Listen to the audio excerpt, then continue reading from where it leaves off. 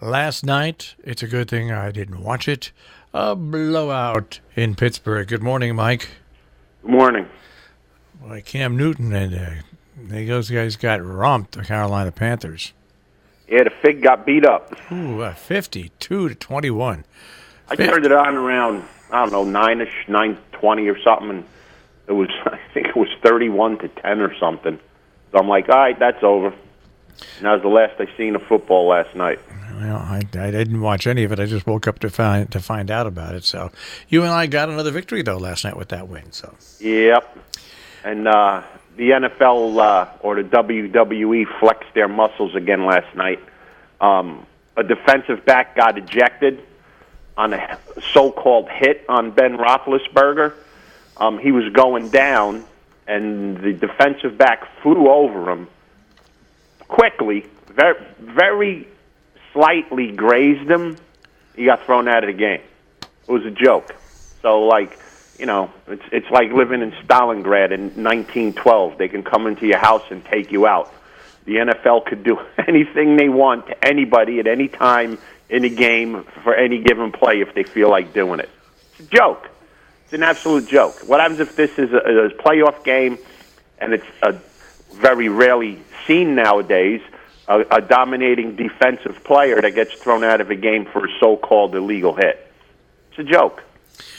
All right, so you'll get to see it. You'll agree with me. All right, I'll Google it and take a look at it. Yeah, it was Reed's hit on Roethlisberger. Okay, I will Google that and take a look at it a little bit later on. Now, do you have your kitty litter box ready? Sure. Everything was in the box today too, at different areas, so I'm good. All right, I'll start off first. What the hell? We're probably going to have the same games. We'll see. I'm going to take New Orleans over Cincinnati. No, I don't have that one. Okay. I'm going to take, let's see here. I'm going to take New England over Tennessee. Wow, I don't have that one either. Yeah, and my last game for the weekend, let's see here. Oh, for the weekend. Okay, Yeah, for the Monday's weekend. not the weekend. Yeah. I'll take Los Angeles over Seattle. Well, we only got one the same. I got the Rams over Seattle. The other one I took was Green Bay at home over Miami. And the third game I took was Kansas City over Arizona. All right. So those are the NFL picks. Now, where do we stand? I'm 30-15. You're 26-18-1. 26-18-1. That goddamn tie. All right. There was a lot of them this year. I know. I mean, and there's going to be more. Probably.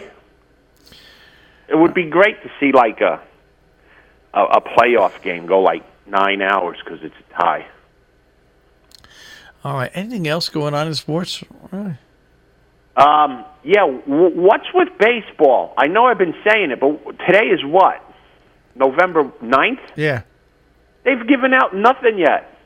No Cy Young, no Rookie of the Years, no MVPs. What's the holdup? They waiting for Santa Claus? Yeah. I mean, it's always done by the playoffs, by the World Series, the latest.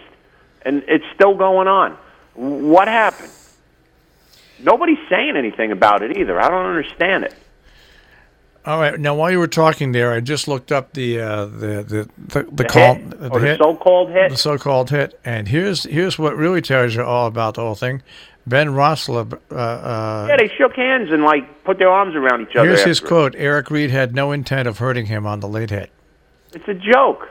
Yeah, it's an absolute joke. This can happen at any time on any play. If a running back puts his head down and hits a defensive player, guess what? He's getting thrown out too. Yeah. They could do anything they want at any time. The NFL is the modern day version of the Brown coach. Yeah, well, it's so Roethlisberger said that. Yeah, so I didn't see the clip, but I just saw that quote from Big Ben. So yeah, I mean they showed the hit. I saw it on TV this morning, and then afterwards you see them both shaking each other's hands and patting each other on the back, and then the next thing you know, the guy's getting escorted off the field. It's a joke, an absolute joke. Hey, what about the crazy what's his name, Antonio Brown on the Steelers? You know what? Oh, he was driving through town going 100 miles an hour, and just probably even worse than the than the violation the Giant guy got. I heard he almost ran somebody over in a parking lot. Unbelievable. Yeah, let's see what happens to him. At least he's an established star. The Giant quarterback. It doesn't matter. I know. Does it matter? No. Does it matter who you are? No.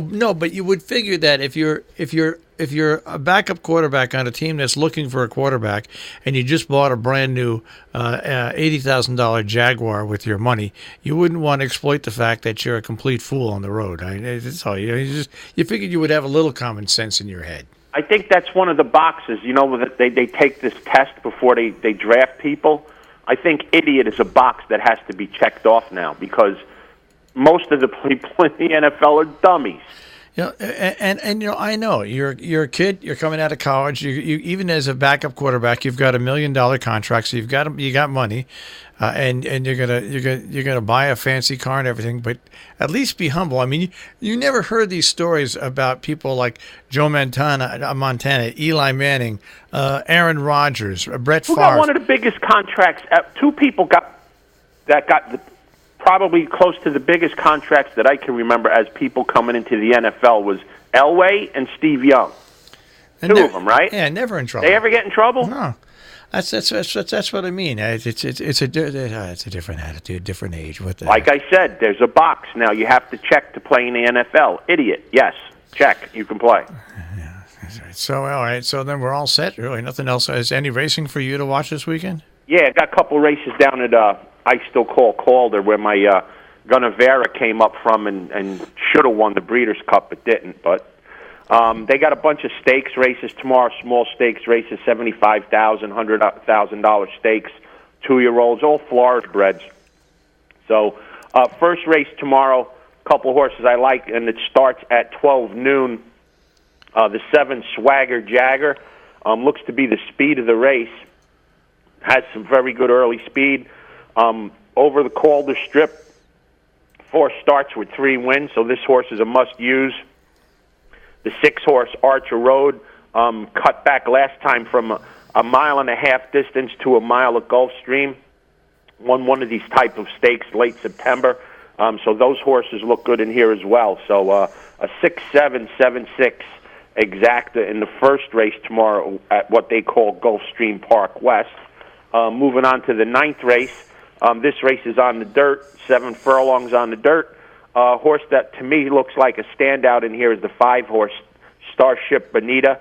This horse ran a bang-up race going 6.5 last November at this track. Comes in off a nice win in September at the regular Gulfstream Park. Working out good for Steve Dwokin.